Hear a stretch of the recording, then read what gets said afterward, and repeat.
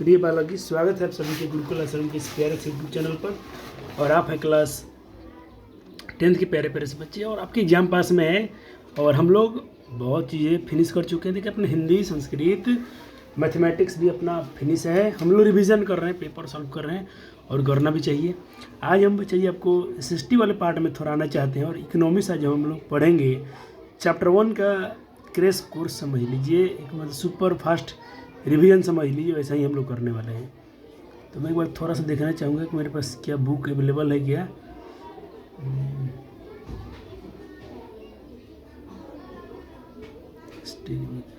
Book में geography का है, इकोनॉमिक्स का बुक है।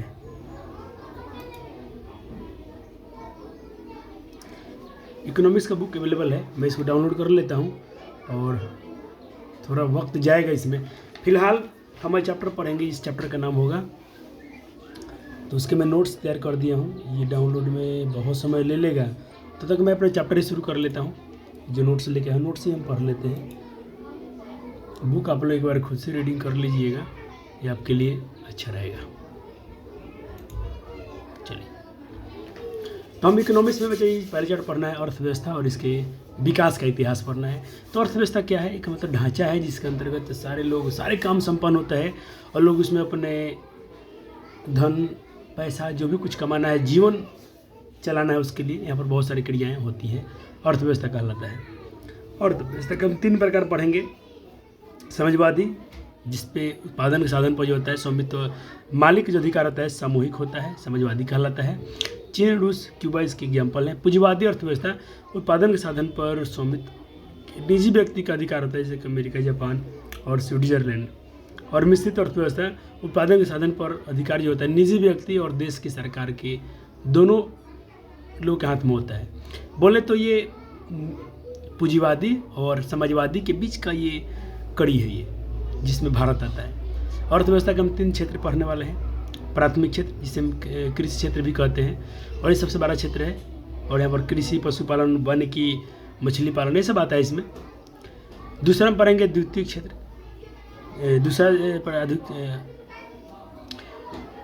अर्थव्यवस्था का दूसरा क्षेत्र है जिसे हम द्वितीय क्षेत्र बोलते हैं, जिसके हम उद्योग क्षेत्र भी बोलते हैं। द्वितीय क्षेत्र को उद्योग क्षेत्र भी कहा जाता है। इसके अंतर्गत खनिज व्यवसाय, निर्माण कार्य, गैस, बिजली इत्यादि उत्पादन का इसमें कार्य होता है। तृतीय क्षेत्र को हम लोग सेवा क्षेत्र भी कहते हैं और इसमें बैंकिंग सब चलाता है इसमें। तो एक बार इसके एग्जाम्पल मैं नहीं लिख पाया हूँ, थोड़ा लिख देता हूँ। इसमें हम लोग क्या एग्जाम्पल नोट कर सकते हैं। सेवा क्षेत्र में बैंकिंग, कोई सारे सरकारी काम समझ लीजिए। हाँ, इसमें एग्जाम्पल हम ये करना चाहेंगे। तृतीय क्षेत्र में जैसे इसमें बैंक, रेलवे, ये सब आ जाएंगे। इसमें बैंक,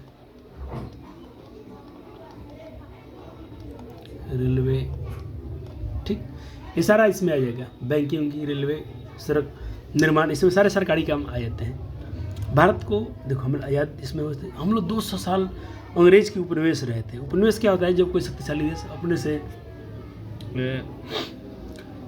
कमजोर देश को पर कब्जा कर लेता है, उसके अधीन में शासन, उसके शासन में रहना पड़ता है, तो उस देश का हम लोग, उस देश का वो देश उपनिवेश कहलाता है। जैसे भारत, अंग्रेज शासन ने 200 वर्षों तक हम लोग पर शासन किया। उसका एक नीति था, फूट डालो और राज करो, फूट डालो और राज करो। ये अंग्रेजों की नीति थी। भारत में पहली पंचवर्षीय योजना कब आई थी? तो 1951 से 56 तक रही थी। 56 से 61 तक दूसरा होगा। 61 से ऐसे करते करते अभी 11वीं पंचवर्षीय योजना कब आई थी? 2007 से 12 तक। अब जोड़िए, 2012 से 17, 12वीं, 17 से 22, 17 से 22 क्या हो गया? 13वीं पंचवर्षीय योजना अवधि आ चुकी है। भारत में आर्थिक विकास का श्रेय नियोजन भी दिया जाता है। और आर्थिक नियोजन क्या होता है? आर्थिक नियोजन का अर्थ होता है राष्ट्र की प्राथमिकताओं के अनुसार देश के संसाधनों का विभिन्न विकासात्मक क्रियाओं में प्रयोग करना। भारत में योजनाओं का गठन जो हुआ था 15 मार्च 1950 को हुआ था, और जिसके अध्यक्ष पदेना भारत के प्रधानमंत्री होते हैं। तो जब पहली बार हुआ था तो उसमें प्रधानमंत्री पंडित जवाहरलाल नेहरू थे। अभी वर्तमान में पूछा जाएगा तो अभी श्री नरेंद्र मोदी है। यानी योजना के अध्यक्ष कौन होते हैं? तो जो पद का अध्यक्ष प्रधानमंत्री होते हैं वर्तमान में, वही उसके होते हैं। और इनकी सहायता करने के लिए इसमें सहयोग में 8 सदस्य भी होते हैं जो प्रधानमंत्री कार्य को सहायता करते हैं। चलिए कुछ हम PYQ कर लेते हैं। ये सवाल आया हुआ है, अर्थव्यवस्था सब क्या समझते हैं, तो आप आंसर यही लिखेंगे कि अर्थव्यवस्था एक तंत्र है जिसके माध्यम से लोग अपनी आजीविका कमाते हैं और अपनी ज़रूरतों को पूरा करने के लिए वस्तुओं सेवाओं का उत्पादन, वितरण और उपयोग करते हैं। अर्थव्यवस्था में 2 प्रकार के कार्य संपादित किया जाता है। एक तो लोगों की आवश्यकताओं की पूर्ति और संतुष्टि करना, और दूसरे में इंसान जो भी व्यक्ति हैं, लोग हैं, उसके लिए व्यवसाय का अवसर प्रदान करना। अगला सवाल कि पूंजीवादी अर्थव्यवस्था किसे कहते हैं। तो एक ऐसी अर्थव्यवस्था है जहाँ पर उत्पादन के साधन पर स्वामित्व जो निजी व्यक्ति के पास होता है, और जो इसमें निजी अपने इसका जो उपयोग, जो भी उत्पादन के साधन जिसका उपयोग करते हैं लोग अपने निजी लाभ के लिए करते हैं। जैसे कि अमेरिका हो गया, जापान हो गया, ये लोग अपने निजी लाभ के लिए करते हैं। जैसे अमेरिका हो गया, जापान हो गया, ऑस्ट्रेलिया हो गया, ठीक है। चलिए पूंजीवादी और समाजवादी अर्थव्यवस्था में क्या अंतर है, तो अब दोनों में अंतर आराम से। पूंजीवादी में उत्पादन साधन पर निजी व्यक्ति का अधिकार होता है, जबकि समाजवादी में सरकार का अधिकार होता है, ठीक है। इसमें एग्जाम्पल में आप रूस को बताएंगे, और इसमें आप लोग अमेरिका, जापान और ऑस्ट्रेलिया को बता देंगे।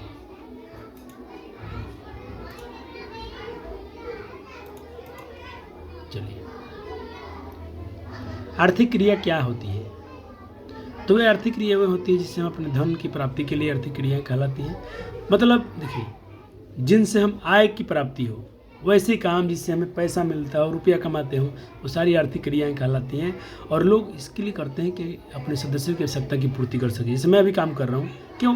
क्योंकि मेरी माँ है, पापा हैं, परिवार है, अपना पति पत्नी है, मतलब पूरा परिवार को मेंटेन करना, उनको खर्चे जो भी उनकी ज़रूरतें हैं उसको पूरा करना है, उसके लिए हम कोई कार्य कर रहे हैं, ये आर्थिक क्रिया कहलाएगी। मिश्रित अर्थव्यवस्था क्या है, तो एक पूंजीवादी और समाजवादी का मिश्रण है, जहाँ उत्पादन साधनों पर स्वामित्व जो होता है सरकार और निजी व्यक्तियों के पास होता है, और इसका सबसे बढ़िया एग्जाम्पल होता है भारत।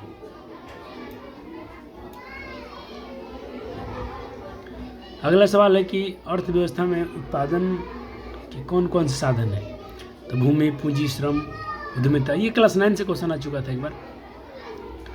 आर्थिक नियोजन क्या है, तो राष्ट्र की प्राथमिकताओं के अनुसार संसाधनों का विभिन्न विकासात्मक क्रियाओं के लिए प्रयोग करना आर्थिक नियोजन कहलाता है।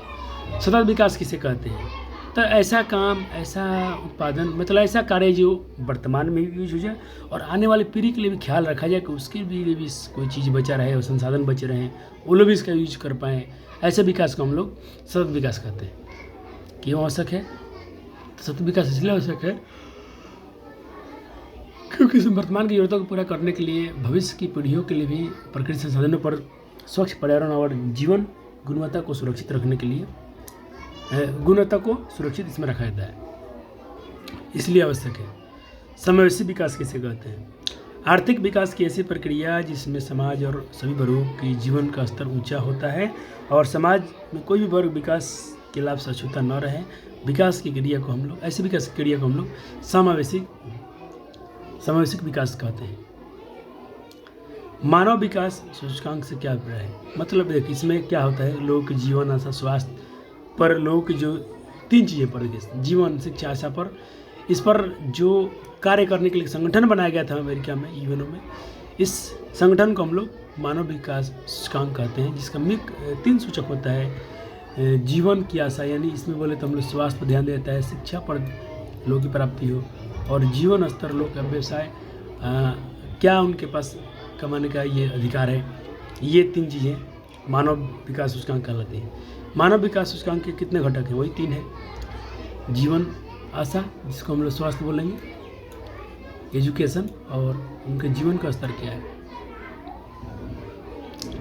देश की आर्थिक विकास में आधारित संरचना भूमिका का वर्णन करें, या आर्थिक आधारभूत संरचना का क्या महत्व है वर्णन करें। दोनों क्वेश्चन सेम है, दोनों प्रश्न का उत्तर सेम हो जाएगा। इसको मैं ही 13 ही बोलूँगा, इसको मैं क्या कर दिया,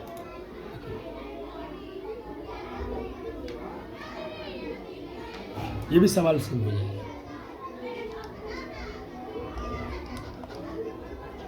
दोनों क्वेश्चन से।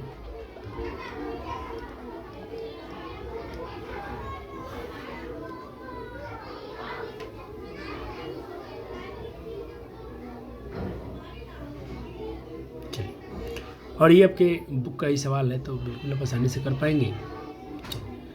अब सवाल है कि बिहार के पिछड़ेपन का क्या कारण है। तो बिहार के पिछड़ेपन का कारण देखिए, पहले तो जनसंख्या, पहला रीजन आप बताइएगा, जनसंख्या, तेजी से बढ़ती हुई जनसंख्या पहला कारण है। तो भाई जनसंख्या ज़्यादा हो तो लोगों को अधिक यहाँ पर संसाधन यूज होंगे, लोगों को अधिक कमाना पड़ेगा, अधिक व्यक्ति पर बोझ होगा, संसाधन का उपयोग जल्दी जल्दी हो जाएगा, संसाधन खत्म होंगे।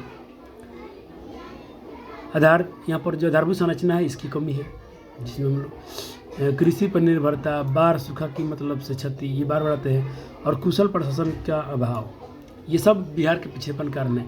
तो इसका उपाय पूछा जाएगा, बिहार के पिछड़ेपन दूर करने उपाय, तो जो कारण था उसी पर कंट्रोल कर लो और नियंत्रण कर लेंगे, जनसंख्या पर आधारभूत संरचना अच्छा कर लेंगे, तो बिहार के पिछड़ेपन को दूर हम लोग कर सकते हैं। कुछ क्वेश्चन बैंक कराना है, तो मैं आपको पहले ये नरेगा जो क्या होता है, जो 100 दिन की काम करने की इसमें लोग गारंटी दी जाती है, और बिहार के बिना विकास, भारत का विकास संभव नहीं है, ये APJ अब्दुल कलाम ने कहा था। चलिए हम आएंगे अब कुछ आपके, देखिए मैं ये 1 नंबर क्वेश्चन इसमें का 1 नंबर और 8 नंबर करा दिया हूँ, ठीक है। तो अब देखिए इसमें के सारे क्वेश्चन हम लोग करेंगे, तो मैं क्वेश्चन बैंक सही कराता हूँ, तो इसका 2, 3, 4, 5 जो भी क्वेश्चन है आपने क्वेश्चन लिख लीजिए, एक एक करके भी लिख सकते हैं, और मैं सबके आंसर भी इधर दिखा देता हूँ। चलिए ये 2 नंबर का आंसर हो गया, 1 नंबर मैं पहले करा चुका हूँ, ये 3 नंबर सवाल का आंसर हो जाएगा। आपको थोड़ा जूम करना है तो मैं थोड़ा इसका साइज बढ़ा लेता हूँ।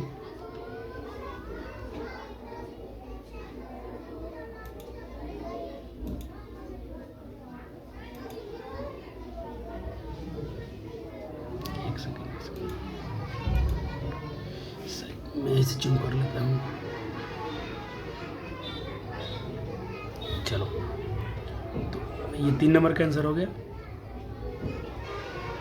ये 4 नंबर प्रश्न का उत्तर, बच्चा जी 5 नंबर क्वेश्चन है, तो इसमें तो आपको भी थोड़ा तो लिखने पड़ेंगे, लेकिन हाँ अपने लफ्ज़ों में लिख देने का, ये टॉपिक आपको बहुत हिंट्स दे चले जाएंगे। 6 नंबर, 7 नंबर और 8 नंबर में से पहले करा चुका हूँ, तो सिर्फ 9 नंबर का आंसर कर लेंगे तो हो जाएगा। क्या 9 आपको दिख रहा है? बच्चे जी थोड़ा छोटा करूँगा, ये 9 नंबर, 8 में पहले 1 और 8 में पहले करा दिया था, तो 9 नंबर का आंसर लिख लेंगे तो हो जाएगा। थोड़ा इसको मैं छोटा करना चाहूँगा। बहुत अच्छा, चलिए 9 नंबर का आंसर हो गया, बहुत अच्छा। आइए कुछ हम लोग MCQ को अभ्यास करेंगे। कहते भारत में सेवा क्षेत्र को सामान्यतः कितने भागों में बांटा गया? जल्दी से बताएंगे आप लोग, जल्दी से बताएंगे। ऑब्जेक्टिव का इसी पर काम हम लोग कर लेंगे। एक बार बच्चे फटाफट से आप लोग आंसर दे चलिएगा।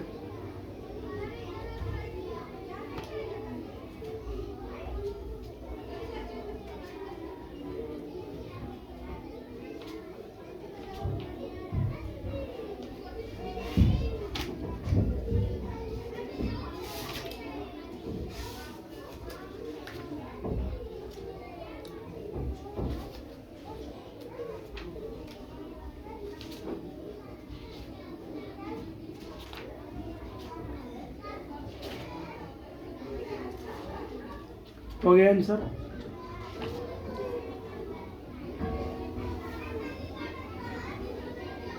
तो 1 नंबर, सेवा क्षेत्र को कितने भागों में हम बांट सकते हैं? 2 भागों में बांट सकते हैं।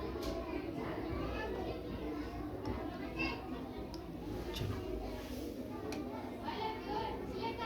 किस क्षेत्र को द्वितीय क्षेत्र कहते हैं? तो सवाल तो वही हो गया ना, हम लोग देखो तृतीय क्षेत्र को हम लोग सेवा क्षेत्र कहते हैं, और दूसरी ये वाला उद्योग क्षेत्र को हम लोग द्वितीय क्षेत्र कहते हैं, और कृषि क्षेत्र को हम लोग प्राथमिक क्षेत्र भी कहते हैं। प्राथमिक क्षेत्र को हम लोग कृषि क्षेत्र कहते हैं। 3 का आंसर करेंगे। देश में कितने आर्थिक क्षेत्र विकसित हैं?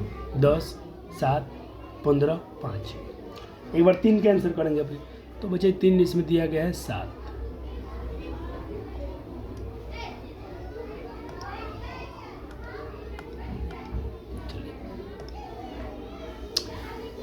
भारत में नीति आयोग की स्थापना कब हुआ? भारत में नीति आयोग की स्थापना कब की गई? जल्दी से बताइएगा। 4 नंबर का आंसर। 4 आपको भारत में नीति आयोग की स्थापना कब हुई? चलो, तो 4 का आंसर हो जाएगा बी। पहले आप लोग करिएगा, उसके बाद हम आपको करा देंगे। कौन सा मिश्रित अर्थव्यवस्था है? तो मिश्रित अर्थव्यवस्था में भाई भारत आता है।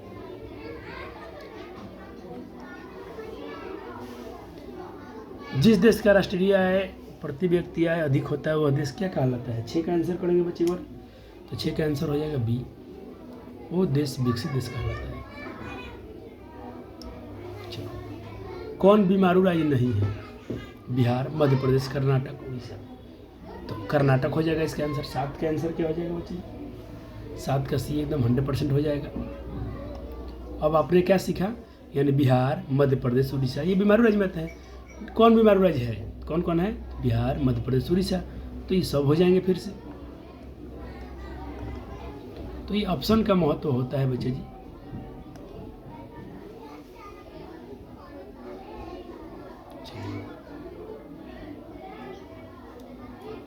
योजना आयोग को भंग करके कौन सा आयोग बनाया गया था? 9 का आंसर करेंगे बच्चे।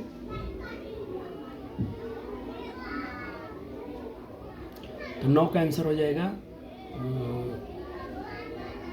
ए, नीति आयोग बनाया गया था। राष्ट्रीय विकास परिषद का गठन कब किया गया? थोड़ा बुक पढ़ेंगे तो कुछ सवाल का जवाब वहाँ से समझेगा। मैं थोड़ा समय अभाव के ऐसा किया हूँ, ऑफलाइन में पूरा बुक पढ़ाई होगा एक बार। 10 का सी हो जाएगा। निम्नलिखित में किस राज्य को पिछड़ा राज्य कहा जाता है? पंजाब, केरल।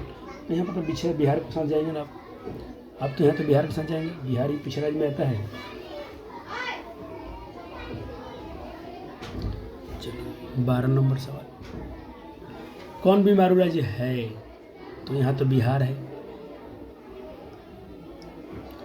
एक समाजवादी अर्थव्यवस्था, इसको मैं थोड़ा बड़ा करूँगा बच्चों के लिए। एक समाजी अर्थव्यवस्था और सर्वाधिक बल पर किस पर बल दिया जाए? कहते हैं समाजवादी अर्थव्यवस्था में सर्वाधिक बल किस पर दिया गया है? उत्पादन क्षमता पर, अधिकतम लाभ अर्जन पर, उत्पादन कुशलता पर, लोक कल्याण पर। 13 का आंसर बच्चे करेंगे जल्दी से। तो 13 का आंसर हो जाएगा डी, लोक कल्याण पर। 14 भारतीय योजना आयोग का प्रथम अध्यक्ष कौन थे? तो प्रधानमंत्री होते हैं। तो प्रथम पूछा गया है, तो जल्दी से बता दीजिए एक बार। 14 का तो बिल्कुल सी हो जाएगा कि उसमें पहले प्रथम प्रधानमंत्री यही थे। अर्थव्यवस्था के किस क्षेत्र को हरित क्रांति के संबंध थे? हरित क्रांति मतलब खेती बाड़ी मतलब कृषि। तो 15 का ये होना चाहिए। 16 में आइएगा। बिहार राज्य है उद्योग, तो बिहार राज्य क्या है? कृषि प्रधान देश है। बिहार राज्य क्या है? कृषि प्रधान देश है। भारत की आर्थिक व्यवस्था कैसी है? पूंजीवादी है, समाजवादी। तो भारत मिश्रित अर्थव्यवस्था में आता है। क्वेश्चन को थोड़ा मूव भी किया जाता है। परेशान बच्चे को नहीं रहना है। प्राथमिक क्षेत्र की कौन सा काम शामिल है?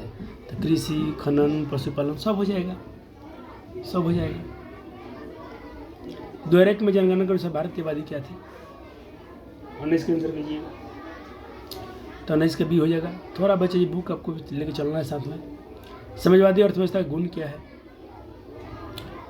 निजी लाभ, मूल्य, सामाजिक कल्याण। समाज का ही कल्याण होना चाहिए ना। 20 का जल्दी से आंसर करेंगे बच्चे।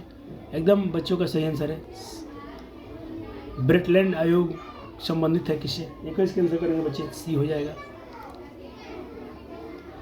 निम्न में कौन प्राथमिक क्षेत्र से संबंधित है? बहुत लंबा सवाल है, बहुत पूछा गया है। प्राथमिक क्षेत्र को हम बोलते हैं कृषि क्षेत्र बोलते हैं। तो 22 का सी हो जाएगा। 23 के आंसर करेंगे बच्चे। बिहार के विकास के बिना भारत का विकास संभव नहीं, ये बात क्या कहा था? तो इस बात को बोले थे APJ Abdul Kalam, doctor APJ Abdul Kalam. 24 का आंसर करेंगे। आर्थिक विकास का तीसरा क्षेत्र क्या है? तीसरा क्षेत्र को हम लोग वजह सेवा क्षेत्र भी कहते हैं, सेवा क्षेत्र भी कहते हैं।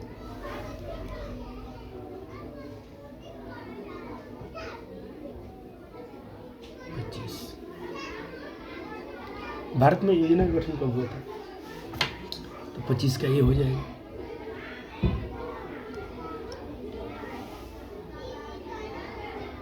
कृषि का विकास करना पंचवर्षीय योजना का मुख्य उद्देश्य है। 26 का आंसर करेंगे बच्चे। 26 का आंसर भी बच्चा जी ऑप्शन ए हो जाएगा। मानव विकास रिपोर्ट का प्रकाशन किसके द्वारा होता है? यूएनओ होता है, यूएनडीपी, WTO। 27 का आंसर करेंगे बच्चे, 27 का सी हो जाएगा, यूएनडीपी हो जाएगा। भारत का पहला मानव विकास रिपोर्ट कब प्रधानमंत्री जारी किया गया था?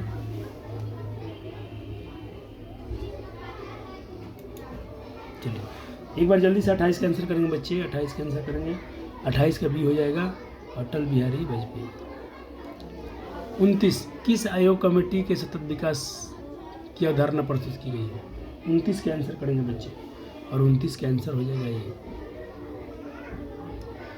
भारत की पहली मानव विकास रिपोर्ट कब जारी की गई थी? 30 का आंसर करेंगे बच्चे, सी।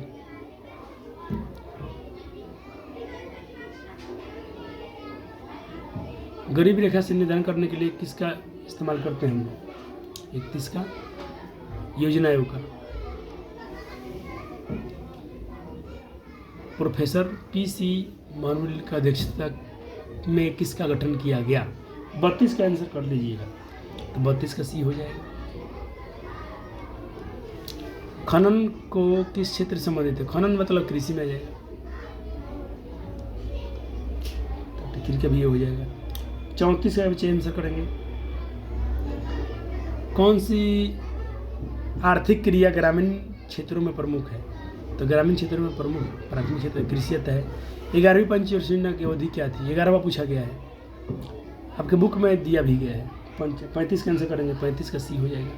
7 से 12, 12 पूछेगा तो 12 से 17, 17 से 22, 11 13 हो जाएगा।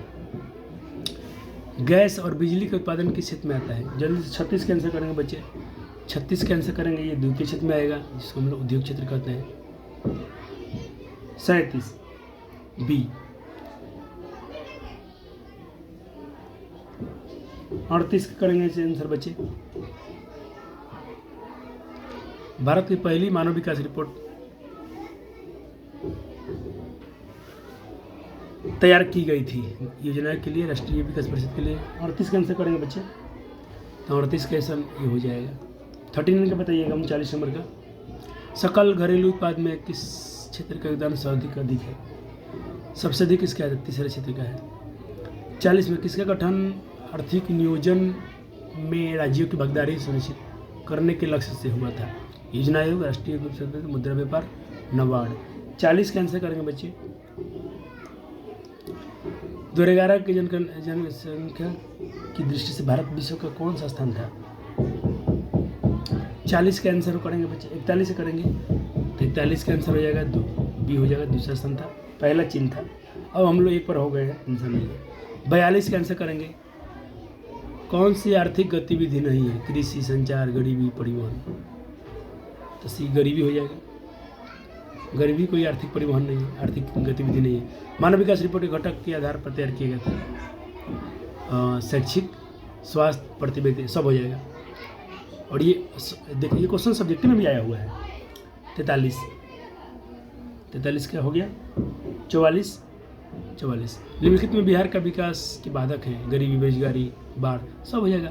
ये पढ़ा था बिहार के पीछेपन कारण, 44 का बेटी हो जाएगा। 45 का बजाएंगे बच्चे आंसर, 45 का आंसर करिएगा।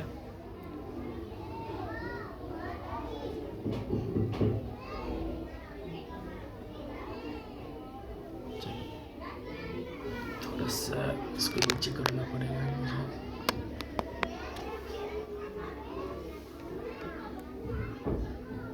चलो 45 और 46, तो 45 का आंसर बच्चों ने जिन्होंने किया होगा बी, श्रीलंका, सही है। 46 का आंसर करेंगे बच्चे, ब्रटलैंड आयोग निम्नलिखित में किस संबंधित है? तो धारणीय विकास, गरीबी, समावेशिक। 46 का आंसर ब्रटलैंड आयोग। चलो, तो इस तरह से बच्चे ये चैप्टर के नोट्स कंप्लीट होते हैं। थोड़ा सा रिवीजन कीजिएगा, बुक एक बार रीड कर लेना चाहिए। मैं तो ये कहूँगा अभी इतना भी प्रेशर में नहीं चले जाना है कि आपके पास टाइम में नहीं है।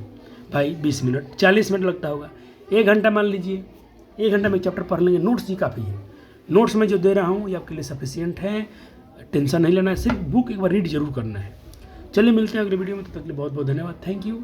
और अपना ख्याल रखिएगा, वीडियो को एक बार लाइक और शेयर जरूर कर देना, बहुत बहुत धन्यवाद।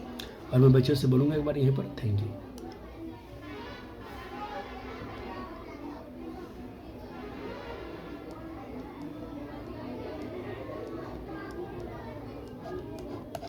धन्यवाद।